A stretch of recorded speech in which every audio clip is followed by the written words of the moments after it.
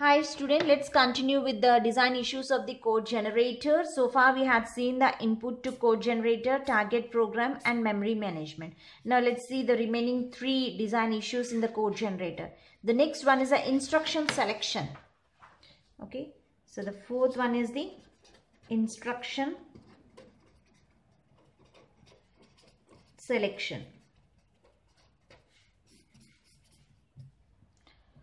The code generator takes the intermediate representation as input. We know that. Let me write. The code generator takes intermediate representation as input. Okay, as input, and converts into target machine instruction set and convert into target machine instruction set. So here one representation can have many ways to convert it. So it is responsible for the compiler, that is a code generator, to choose the appropriate instruction. So it is responsible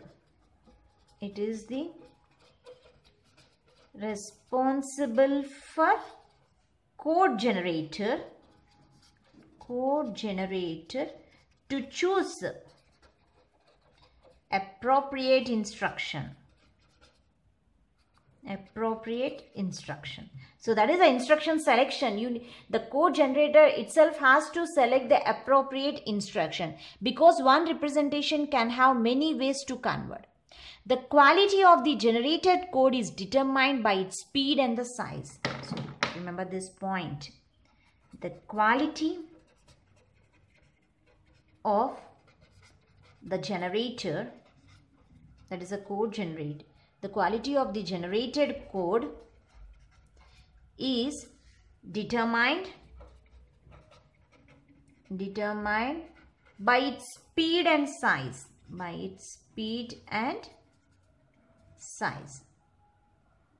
Okay, so let me explain you with example. Here the example I am taking as, suppose x is equal to y plus 2. Okay, so y plus z you take, y plus z. First thing is load r0, y. And after that, whenever you load in the register, then you perform the add r0, z. Means you are just adding the r0 and the z, and the result will be stored in the r0. Finally store x comma r0. So the result will be stored in, that is a y. Y is nothing but here r0 consisting of y. Y plus z, the result will be stored in r0. Again the r0 has to store in x. Okay, so this is the instruction selection. So here I selected the load, add and store to perform these expression. Now let's see the next design issue, that is the register allocation. So the register allocations is having the different methods or that. We take the fifth design issue, register allocation.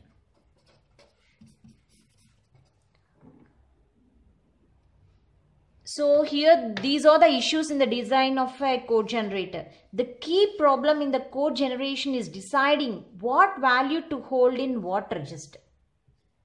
Okay, what value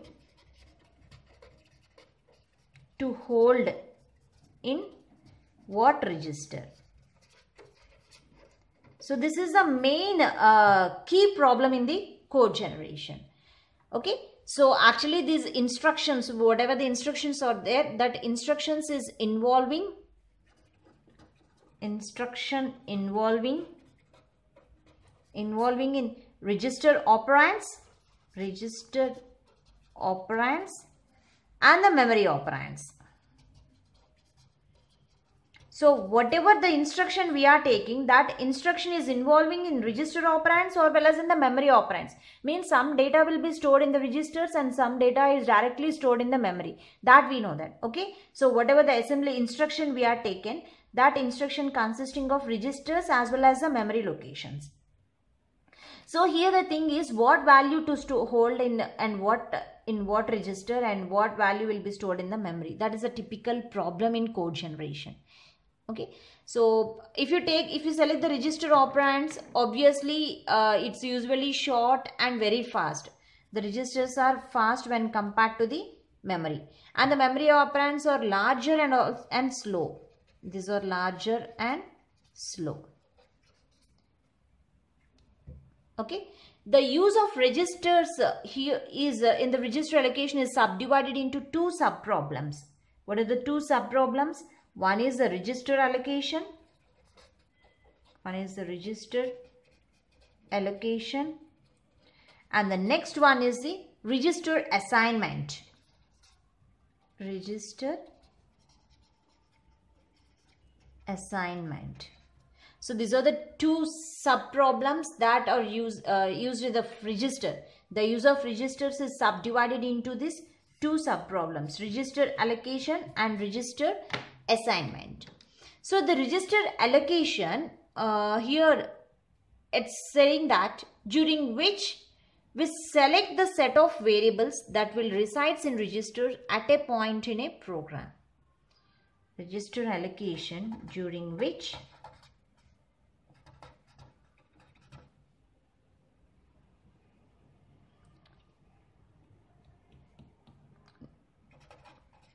we select the set of variables that will resides in the register, at a point in the program,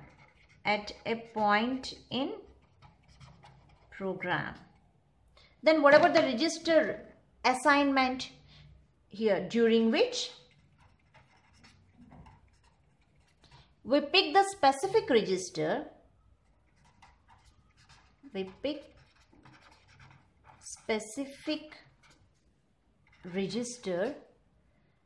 that a variable will reside in,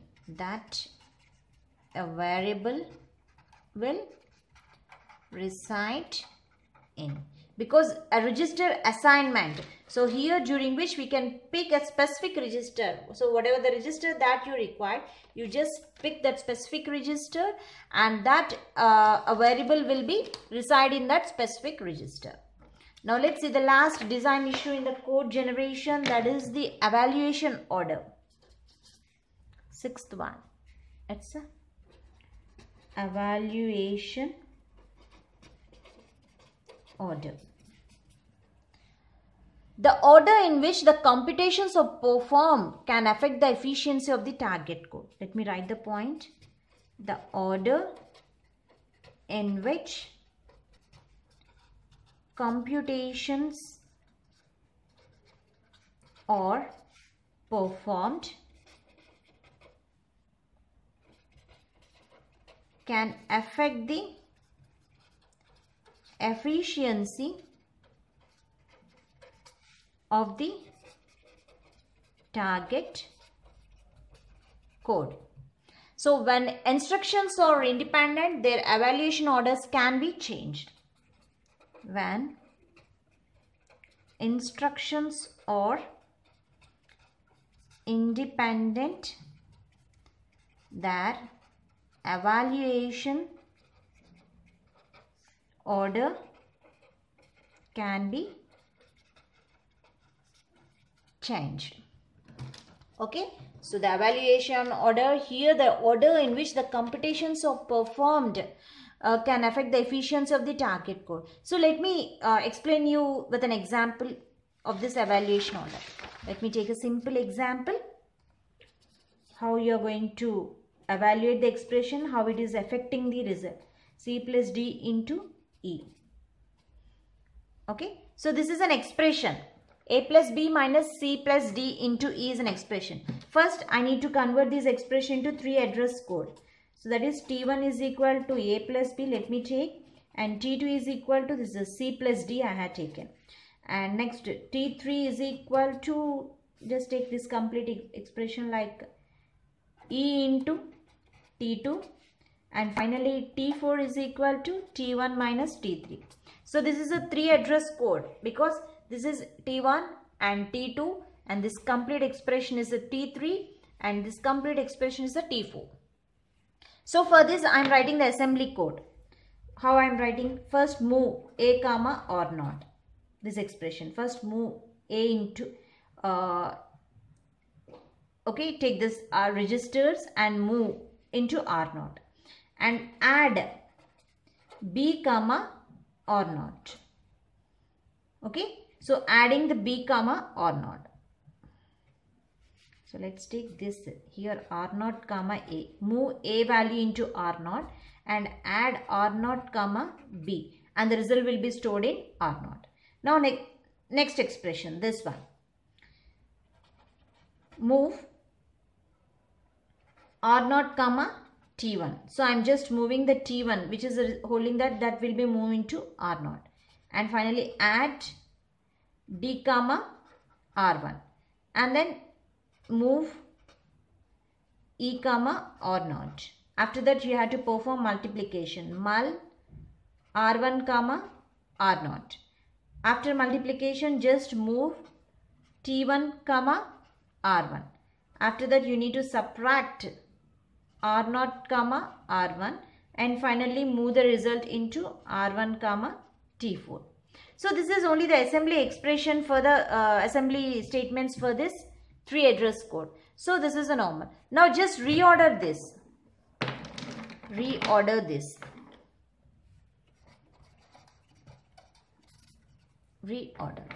Okay. So how I am reordering? The 3 address code I am taking it as T2 is equal to C plus D and I am taking T3 is equal to E into 2 and T1 is equal to A plus B and finally T4 is equal to T1 minus T3. So I just reordered whatever the statements here, I just reordered that, but the equation is the same. You can take according to your wish. Okay, so you take first this and second this and second this like this. Okay, so based on your requirement you can take the expressions. For this the assembly code is first move C comma or not and then add D comma or not and move E comma R1. Next multiply R0 comma R1 and next move A comma or not. Next perform add B comma or not.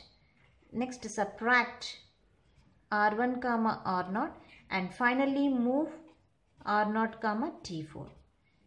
Okay, so did you observe here whenever I reorder the statements, this both are the same, both are equal. If I reorder the statement, the number of statements are reduced here. Here total 1, 2, 3, 4, 5, 6, 7, 8, 9 statements are there. Here 1, 2, 3, 4, 5, 6, 7, 8 statements are there. So like that. So based on the evaluation of the expressions, the statements are reduced, increased or reduced. So this is about the 3 address code, it's design issues of the code generator. Thank you.